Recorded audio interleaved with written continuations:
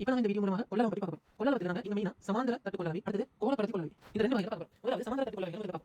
முதல்ல கொள்ளளவுகள் என்னன்னா ஏற்றங்களை ஒரு குறிப்பிட்ட அழுத்த வேறுபாட்டில் இதே சாதாரண ஒரு ஊடகமாக இருந்தால் எப்சிலான் நோட் ஆகிய வெற்றின் சார்பாக சேர்ந்தோம்னா epsilon naught into epsilon r அதாவது சார் அனுமதித்திறன் கீழ் டி என்றுதான் கொள்ளளவுக்கான சமன்பாடாக காணப்படும். இப்ப பார்ப்போம் ஒரு சமாந்தர தட்டு கொள்ளளவில் வந்து கொள்ளளவு எதிர் தங்கியிருக்கும் உண்மையிலேயே அதாவது அந்த கொள்ளளவின் பரப்பு தட்டுகளின் பரப்பு சார் மின் அனுமதித்திறன் இது வெற்றின் 1 + 1 = C2 ஆக தொடரான கொள்ளளவுகளை இணைக்கும் போது அது சமாந்தரமான தடைகளை இணைக்கிற விதத்தில் சமன்பாடு போல இதில் நீங்கள் வந்து பாருங்க இப்ப சமாந்தரமான சர்வசமானமான கொள்ளளவுகளை இணைக்கிற எத்தனை ஏற்றம் காணப்படுகிறது. ஆக V அழுத்த வேறுபாடு படிப்படியாக ஏற்றம் குறைய அடுத்த வேறுபாடு C குறை சமன்பாடு C சமன் Q × V இது குறைய V குறை என்று எங்களுக்கு யோசிச்சு பாருங்க.